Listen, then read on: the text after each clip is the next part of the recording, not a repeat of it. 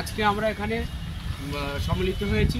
আমরা 2009-এর নর্থ চব্বিশ পরগনার বঞ্চিত চাকরি প্রার্থীরা গত 25শে এপ্রিল জজ সাহেব যে রায় দিয়েছেন, ওই রায়টা ছিল শুধু পিটিশনার রাইজ, কিন্তু আমরা যারা জানতে পারিনি, না জানার কারণে যারা কেস করতে পারিনি, তারা বঞ্চিত হচ্ছি। এমন বঞ্চিত প্রার্থী আমরা প্রায় 800 মতো এখনও বাইরে রয়ে গেছি। এই 800 প্রার্থী আমাদের একমাত্র চাওয়া যে রায়টা পিটিশনারাইজ না হয়ে মেরিট ওয়াইজ হোক। আমাদের প্রত্যেকের চাওয়া রায়টা পিটিশনারাইজ না হয়ে মেরিট ওয়াইজ হোক, আমরা যাতে বঞ্চিত না হয়, আমরা প্রত্যেকে যাতে চাকরিটা পাই।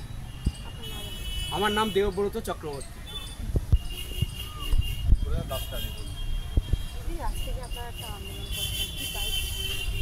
আমরা 2009 সালে প্রাইমারির চাকরি প্রার্থী। আমরা অনেক যোগ্য প্রার্থী বাইরে ছিল, কিন্তু একটা কেস চলছিল যেটা আমরা ঠিকভাবে জানতাম না। আর 25 তারিখ একটা মানে 24 তারিখ ডেডলাইন বেঁধে দেওয়া হয় যে যারা কেস করেছে তারাই চাকরি পাবে, কিন্তু এটা আমাদের জানা ছিল না। তারপরে আমরা 25 তারিখের পরে আমরা কেস ফাইল করি, কারণ আমাদের যেটা বলার যে এখনও বাইরে অনেক যোগ্য চাকরি প্রার্থী আছে। আমরা দেখেছি, আমাদের কাছে প্রমাণ আছে যে শূন্য কেউ মেরিট লিস্টে আছে, শুধু পিটিশনার হয়েছে বলে। কিন্তু যারা 24 পেয়েছে, 27 পেয়েছে, তারা কিন্তু বাইরে আছে এবং 7 সেখানে চলে যাচ্ছে। সেই জন্য আমরা যোগ্য প্রার্থী হিসেবে সেই যোগ্য বিচারের জন্য আজ আমরা এখানে একত্রিত হয়েছি। আমরা জজ সাহেব এবং সবার দৃষ্টি আকর্ষণ করতে চাইছি যে যোগ্য চাকরি প্রার্থীদের চাকরি হোক, কারণ শিক্ষার ক্ষেত্রে মেধার ক্ষেত্রে কম্প্রোমাইজ করাটা ঠিক না বলে আমাদের মনে হয়। আমরা চাই যোগ্য প্রার্থীদের চাকরি। আমার নাম সাফিনা পারভিন।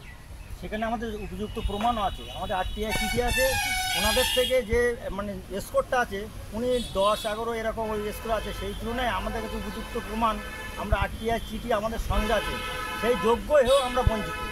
সেই বঞ্চিতের পক্ষ থেকে আমরা ন্যায় বিচারের জন্য আমাদের দৃষ্টি আকর্ষণ করানোর চেষ্টা করছি। আমার নাম বিশ্বজিৎ বৈরাগী, 2009-এর প্রার্থী প্রাইমারি। আমাদের যে প্রতিবাদ বা আমাদের যে সমাবেশ, সেটা কখনো ভারতীয় প্রশাসনিক বা সাংবিধানিকের বিরুদ্ধে নয়। আমরা সংবিধান, মহামান্য আদালত বা প্রশাসনকে যথাযোগ্য আমরা সম্মান দিচ্ছি, কিন্তু তার মধ্যে থেকেও যে প্রশাসনিক স্তরে যে ঘুঘুর বাসা আছে বা কিছু দুর্নীতিপরায়ণ লোক আছে, তাদের জন্য যে বর্তমান সমাজ ব্যবস্থায় কিছু মানুষ বঞ্চিত হচ্ছে, ঠিক সেরকম ধরনের বঞ্চিত প্রার্থীরাও আমরা। 2009 সালে প্রাইমারি টেটে আমরাও পাস করেছি, কিন্তু পাস করার পরে আমরা চাকরি পাইনি। লাস্ট 24 এপ্রিল মাননীয় জজ সাহেব মান্থারাম স্যার একটা রায় দিয়েছিলেন, যারা পিটিশনার হয়েছে মানে কেস করেছে তারা চাকরি পাবে।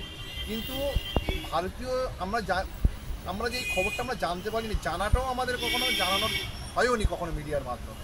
তো সেই জায়গায় দাঁড়িয়ে উনি পিটিশনার ভিত্তিক রায় দিয়েছেন, আর আমরা মেধা থাকা সত্ত্বেও আমাদের কাছে যথোপযুক্ত প্রমাণ আছে, আমাদের সেই রায়টা আমাদের সেই জায়গায় বঞ্চিত হচ্ছি। পাশাপাশি আর একটা কথা আমি বলে রাখি, আজ থেকে 1-2 বছর আগেই যে সমস্ত এই 2009 সালে চাকরি পেয়েছিল, এরকম বেশ কিছু মানুষ যারা দুর্নীতি করে চাকরি পেয়েছিল, তাদের চাকরি খারিজ হয়ে যায়।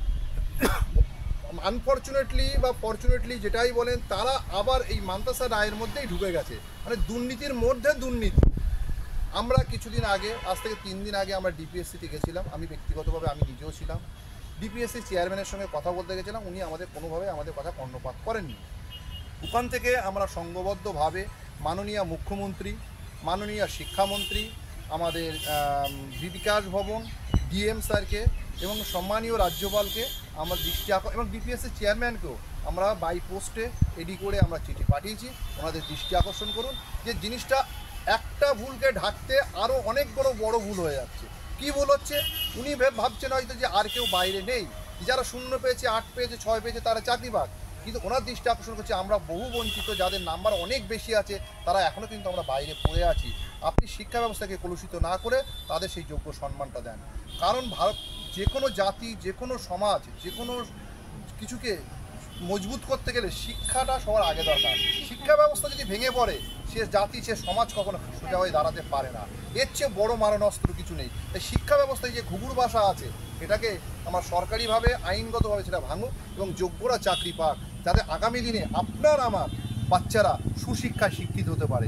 এটাই আপনাদের মারফত আমরা সেই জায়গায় বার্তাটা দিচ্ছি। আমার নাম জ্যোতির্ময় সরকার। না, লিডারকে সবাই